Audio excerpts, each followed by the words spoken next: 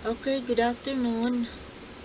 Tayo po'y nagbabalik, ang inyong sultana. Nagbabalik from Manila. Yes, antok na antok pa po ako, pagod na pagod pa sa biyahe.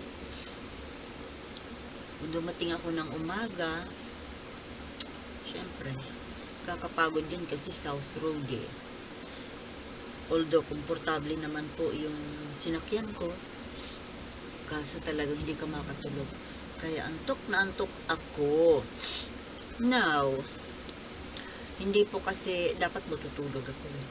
Pero hindi kasi pwedeng hindi ako magpakita sa inyo.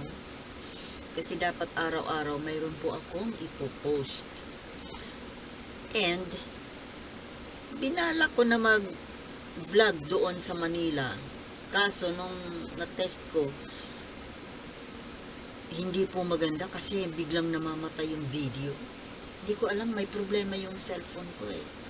Kaya wala akong nakuhang shots. Wala. Kaya sayang. Pero tuloy pa rin yung mag-vlog sana ako direct from there, from Manila through my cellphone. So, yun nga, may problema pala ang cellphone ko. Kailangan ng palitan para makapag-vlog naman sa ibang lugar para hindi nakakasawa ang background. Pero, ganun pa man, syempre, sinusubaybayan ko yung mga news na ito nga, parang same issues pa rin po ang pinag-uusapan sa ngayon. Parang paulit-ulit. Pero isang gusto ko pong puntuhan sa ngayon, yung itong walang kamatayang confidential fund ni BP Sara. Wala naman yata kasana kasing problema kung magkaroon ng confidential fund ang ilang ahensya ng gobyerno. May mga agencies po na kailangan talaga yan. Pero, ang nagtataka lang ako kasi, ang kinu-question kasi ng mga ibang karamihang mga netizens, mga ibang government officials, kung bakit yung Vice President and DepEd Secretary bakit magkaroon ng confidential fund na sobrang laki? Hindi naman siguro, okay lang naman siguro kung magkaroon. Pero kung sobrang laki, na mas malaki pa kaysa confidential fund ng dalawang ahensya combined na siyang tumatrabaho ng mga intel ng securities ng ating bansa, everything about security.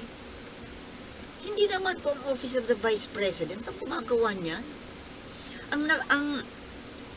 Ang medyo ikinababahala ko lang po kasi marami pa rin sa ngayon ang mga supporters ng Uniteam. Okay naman po sana yun, maganda po sana na tuloy pa rin ang suporta sa Uniteam.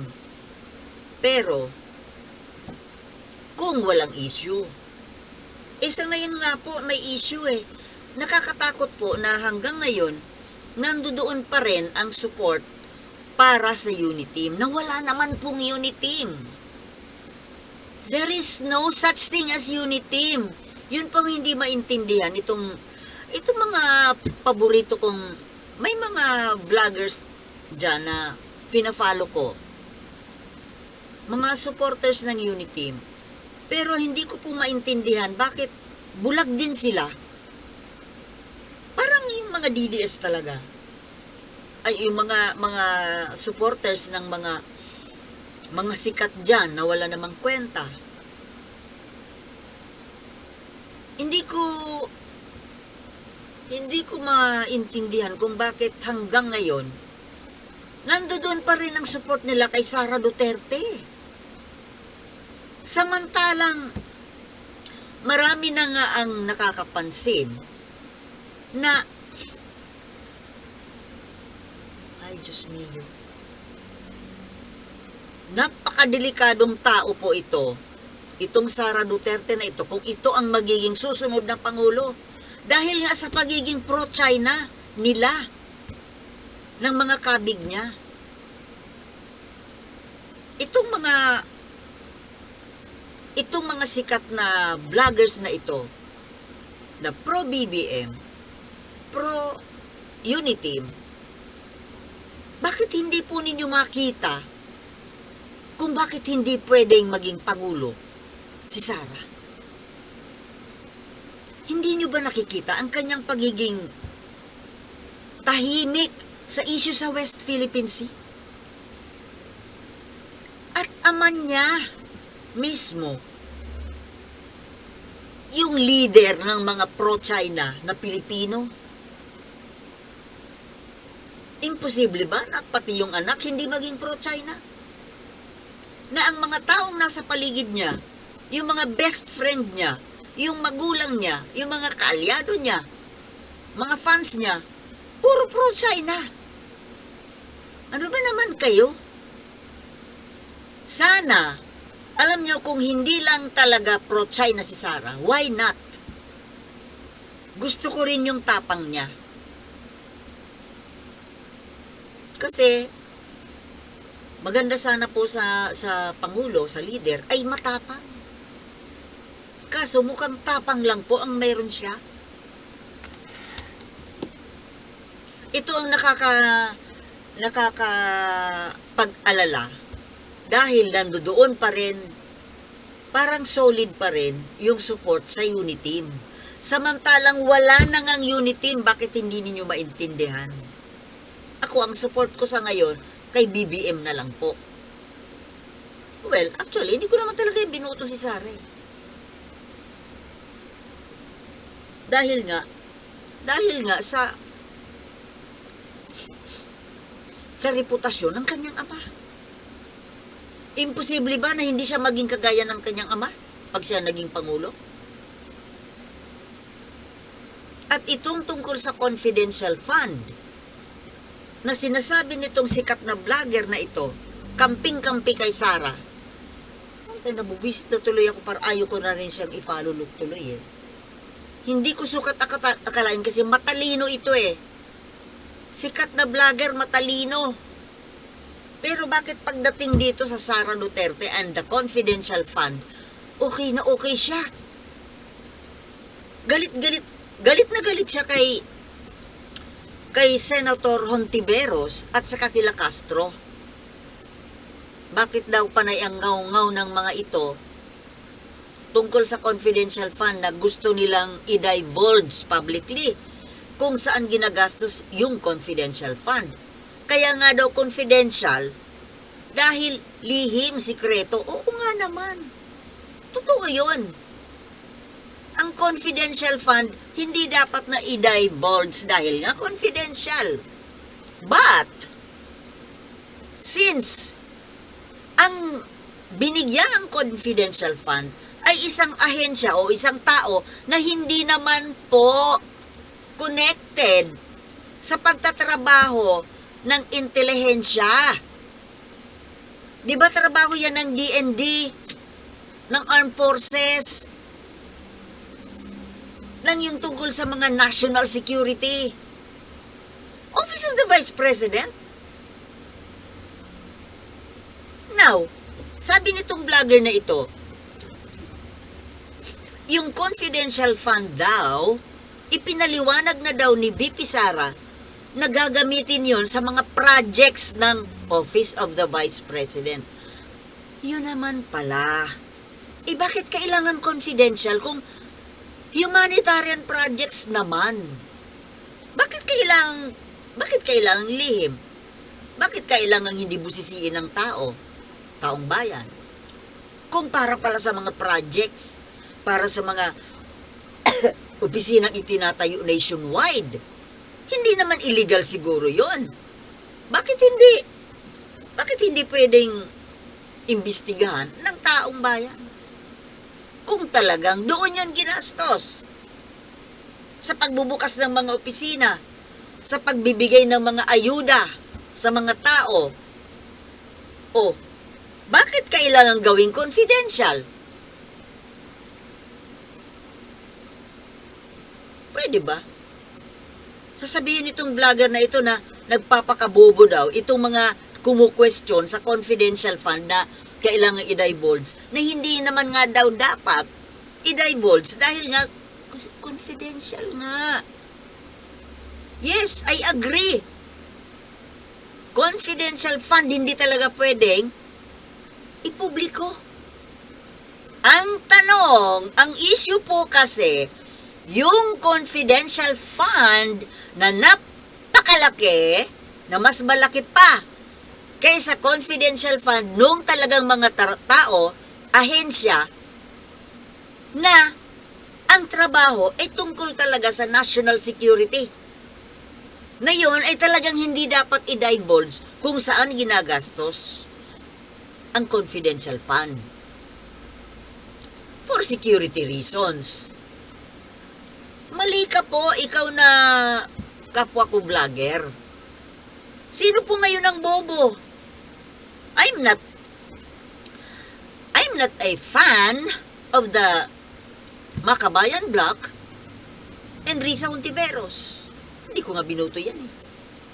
Dahil sa pagiging yung connection niya sa left. Pero paminsan-minsan naman po, kahit na kontra ka sa isang politiko, sa isang tao, may mga ginagawa naman po ang taong yan na kailangan mong mag-agree. And this time, I agree with them. Na ang kinu-question kasi nila, bakit kailangang may confidential fund ang Office of the Vice President na sobrang laki, mas malaki pa kaysa dalawang pinaghalong national security agencies na ang binabantayan ay buong bansa. Hindi ba kagaguhan niya na magsasawalang kibuka? At yung pinagtatanggol niya po na si BP Sara dito sa mga bumabatikos na ito, na para daw pinalalabas na maanomalya si Sara. Hello? Hindi nga kaya that very thing, that very big confidential fund na hindi ka naman ang trabaho mo para mang-ayuda, hindi naman, wala namang kinalaman sa pag-gather ng mga intelligence information.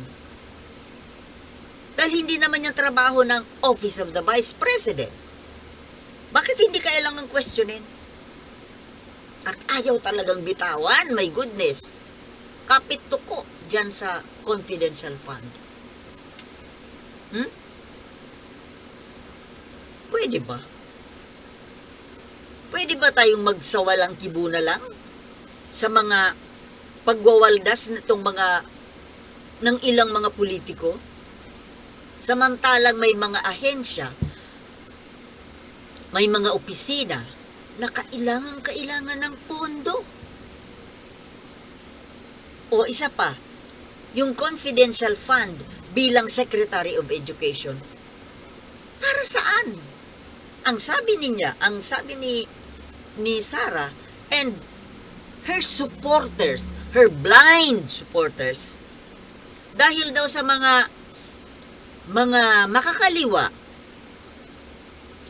na re-recruit sa mga kabataan para gawing mga membro. Hindi nga ba't ang hawak ng Department of Education headed by Sara Duterte is all elementary and high school? Bakit? Nagre-recruit ba sa elementary and high school ang mga NPA para gawing ka tropa nila? Diba hindi? Sa mga kolehiyo, nagre-recruit, hindi sa high school at elementary, at mas lalong hindi sa kindergarten. Pinaglululoko ang bayan eh. At itong tanga na kapwa ko vlogger, ay goodness, sa sobrang pagmamahal, suporta kay Sara, wala nang makitang masama. Puro okay. Naku mano, mag-isip-isip ka nga. Yan po ang nakakatakot kasi ang dami pa rin supporters ni Sara Duterte at pwede siyang manalo.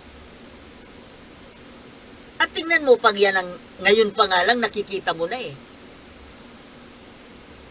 Kung sumagot-sagot sa mga nang babati ko sa kanya eh, parang isip bata eh. Parang away bata. Bakit hindi magpaliwanag ng medyo professional ang dating? Mayroon ba siya mga nye-nye-nye? Para si Maharlika. Nag-aasal bata. Ilang beses na yan na nag-aasal bata. Kahit na nung sa Tambaluslos issue. Nag-asal bata. Tapos panay ang patawa. Tuwang-tuwa naman yung mga ewan. Dinadaan lang po kayo sa pa-comedy para matakpan yung kanyang kabalbalan. Yan ang gusto nyo maging pangulo? Na sobrang napakakurap. Ngayon pa lang, pangalawang taon pa lang sa pagiging vice president, nakikita mo na kung gaano siya kakurap. Tapos sinusuportahan nyo pa. Ngayon pa lang, sobrang ganid, sobrang gahaman sa confidential fund na hindi naman kailangan. Naintindihan nyo ba? Hindi niya kailangan ang confidential fund. Mayroon siyang budget. Ang opisina niya ay may talagang legal na budget na yun ang dapat niyang gamitin sa mga proyekto niya. Na wala namang problema kung alam ng tao. Nang aayuda, nang tumutulong, humanitarian. Oh, bakit kailangan maging confidential yon? Are you using your brains? My goodness. Ang tatanda na, nagpapaloko pa, matatalino naman. Sus, malusip. Sige, gawin ninyong pangulo yan. Gawin yung pangulo si Sara. Tingnan nyo kung makakakita kayo ng magandang bukas. At hindi kaya mawala na tayo ng bansa. Ako ano man sa akin, malapit na ako sa hukay. Yung mga susunod na generations, dahil nga pro-China nga yan. At pag yan ang nakaupo, anong gagawin ng mga iyan? Galit na galit sila sa Amerika, di ba? O di palalaya kasi nila ang Amerika. And happy days are here to stay for China. Yun bang gusto ninyo? Maging teritoryo na tayo ng China? Maging komunista? Ay, mag-isip-isip nga kayo.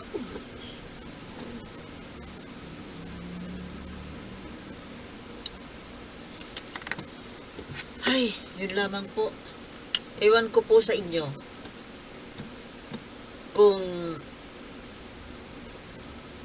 kung kayo pong mga nanonood sa akin ay talagang supporter din kayo ni Sara at gusto niyo siyang maging pangulo, mag-isip-isip kayo. Hindi ako sa nananakot. Obserbahan ninyo kung ano ang mga galawan niya at ng kanyang mga kaibigan, mga kampo, si Gloria Arroyo, yung kanyang ama, everybody in their camp. Ano bang stand nila tungkol sa West Philippine Sea, tungkol sa harassment ng China? Doon kayo tumutok. Hindi doon sa mga pagko-comedy ni Sara Duterte. Itsura. Ang mga kaibigan niyan, si Robin Padilla, si Bongo, Rodrigo Duterte, Gloria Arroyo, lahat yan mga tuta ng China. Yun ang gusto ninyo? Yun ang gusto ninyo? Alam ninyo, kapag ang naging Pangulo ay galing sa kampo ng Arroyo Duterte, ako talagang lalayas na dito. Dahil wala na talagang kapag-apag-asa. Magiging probinsya lang tayo ng China. Anyway, meron naman akong siguradong pupuntahan eh. Meron akong pupuntahan. Gusto ko sanang ipaglaban ang bansang ito, pero kung mga Pilipino na mismo, mga mamamayan na mismo, ang gustong magpahamak sa bansang ito, pagpahamak sa mga sarili nila, ay hindi ako sasama sa barko.